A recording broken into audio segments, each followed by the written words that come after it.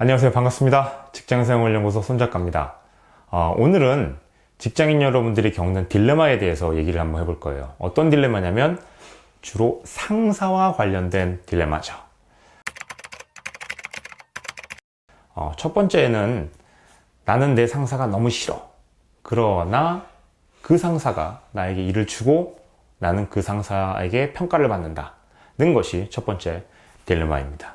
두 번째는 그의 일의 대부분이 바로 내 일이 된다는 거죠. 그런데 내가 한 일의 공을 그 상사가 다시 뺏어간다는 게 바로 두 번째 딜레마입니다. 세 번째는 우리는 어쩔 수 없이 내일 또 출근을 해야 된다는 거죠. 그 말인즉슨 내일 또 그 사람을 만나야 된다는 것이 바로 세 번째 딜레마입니다. 그래, 까짓 거 그럼 회사 옮기지 뭐. 이직하겠다. 그런데 새로 이직한 회사에 지금 있는 상사와 비슷한 상사가 없으리라는 법은 또 없습니다. 그것이 바로 네 번째 딜레마입니다. 그러면 차라리 내가 회사를 그만두고 내 일을 하겠다 라는 것. 여기에는 두 가지 문제가 있는데, 첫 번째는 내가 아직 밖에 나가서 스스로 할 일이 없다, 준비가 덜 되어 있다 라는 것이 첫 번째고요. 두 번째는 사회에 나가면 그런 사람들이 더 많습니다. 함부로 대하고 막대하는 사람이 더 많은 것이 사회죠. 왜냐하면 회사는 만약에 회사 인간관계의 폭이, 인간의 수준의 폭이 이만큼이라고 하면은 요 정도로 좁혀진 채로 사람들이 들어오죠. 완벽하진 않지만 면접이라는 단계를 그래도 거치니까요. 그래서 이만큼이나 이상한 사람들이 있는데 요만큼 정도로 그 필터링이 한번 된 상태로 회사에 들어오기 때문에 그런 거죠. 차라리 회사를 밖으로 나가면 더 이상한 사람이 더 많을 가능성이 있어요. 방금 제가 말씀드린 것들이 우리가 상사와 겪는 딜레마입니다. 이런 딜레마를 벗어나기 위해서는 우리는 어떻게 해야 될까요? 일단 상사를 떠나거나 나 혼자 일을 하거나 나 혼자 하는 걸 뭔가 할 거야 라고 하는 거는 어떻게 보면 회피에 가깝습니다.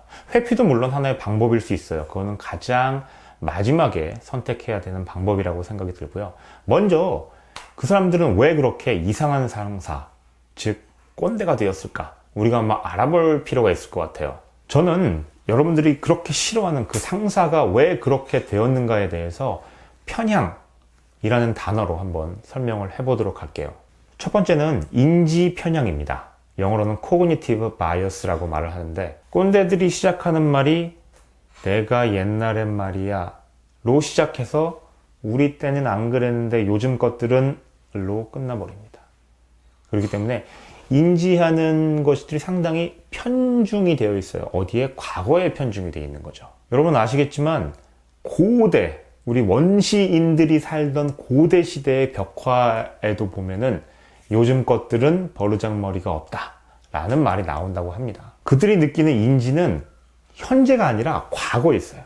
그렇기 때문에 과거에 이랬으니까 지금도 이래야 돼 라고 인지에 대한 기준을 항상 과거에 둔다는 게 큰 문제인 거죠. 그러다 보니까 내가 옛날에 이렇게 고생했던 것들을 너희도 지금 당연히 해야 돼 라고 생각하는 경우가 상당히 많아요. 이것들이 가장 지금 있는 젊은 직원들과 부딪히는 가장 큰 이유 중에 하나입니다. 내가 그랬으니까 니들도 그래야 돼 라는 것이죠.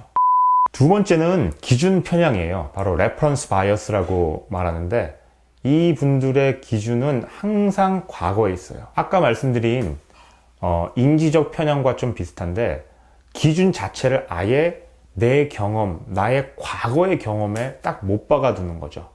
이거는 마치 어떤 거냐면 옛날에 유행했던 가수들 있잖아요. 뭐 윤신혜, 박남정, 전영록 이런 가수들이 지금도 노래를 부르고 그 노래들이, 과거에 불렀던 그 노래들이 지금도 유행해야 한다라고 우기는 거하고 마찬가지예요. 지금 이렇게 방탄소년단이 전 세계를 휩쓸고 빌보드에도 올라가는 상황에서 말이죠. 그분들은 조용필처럼 요즘 시대에 맞는 가요를 만들어서 요즘 젊은이들도 마치 심장이 좀 바운스 할 수 있는 그런 음악을 만들어야 된다고 생각을 하지 않아요. 과거의 것이 지금도 당연히 유행해야 된다라고 느끼는 거와 똑같아요. 과거의 것이 지금도 존중받는 것을 우리는 뭐라 부르죠? 고전이라고 부릅니다. 그거를 명언이라고 부르고요. 그것도 진리라고 부르죠. 하지만 그들이 말하는 것은 그것과 상당히 괴리가 있어요. 그냥 옛날에 이렇게 했으니까 지금도 이렇게 해야 돼 라고 말해버리는 거죠. 세 번째는 손실 회피입니다. 영어로는 loss aversion이라고 하는데요. 꼰대들은 항상 안정적인 것을 추구해요. 뭔가 새로운 변화를 시도하는 것을 불편해합니다. 오늘도 출근해서 맥심 커피 한 잔 마시고 위에 올라가서 담배 피고 옆 팀의 팀장은 뭘 하고 요즘 사장님의 동태는 어떻고 기분은 어떻고 요즘 누구 만났는지 그런 평범하고 루틴하고 고리타분한 일과를 계속해서 유지하는 것을 즐겨하죠. 그분들이 신봉하는 말은 아마 가만히 있으면 중간이라도 간다. 왜 나대냐? 이런 말들을 상당히 좋아할 수도 있습니다. 그렇기 때문에 눈에 띄려고 노력하지 않아요. 막 튀려고 하는 것이 아니라 뭔가 새로운 것들을 생각해내고 개발해서 적용하려고 노력을 하지 않죠. 그리고 새로운 것들을 접했을 때 이것들을 적용을 하면 어떤 손실이 더 생길까에 포커스를 두는 거죠. 아, 새로운 거 하면 내가 더 야근도 해야 되고 옛날에 했던 이런 장점이 없어질 수도 있네 라는 것만 생각하는 거죠. 그것들은 이만큼 생기는 베네핏의 아주 적은 일부분일 수밖에 없는데 말이죠. 그냥 손실에 집중을 하는 거예요. 앞으로 우리가 더 얻을 베네핏이나 더 나아질 것들을 생각을 안 하고 현재를 유지함에 있어서 문제가 생기는 것들 그런 거에만 집중을 해버리는 거죠. 여러분 한번 생각해 보세요. 유지하는 게 도태인 세상에서 그런 사람이 내 상사로 있다고 혹은 의사결정권자로 있다면은 그 회사가 과연 지속 가능할 수 있을까요? 마지막은 확률 의존적 특징을 보인다는 겁니다.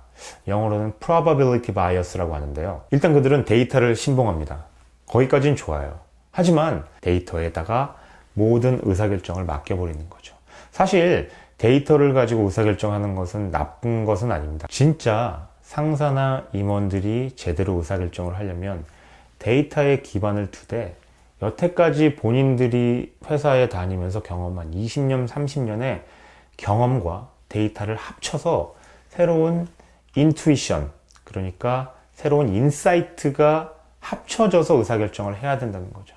과거의 것은 과거의 것 그대로 두고 데이터만 신봉해서 의사결정을 하면은 위험할 수도 있어요.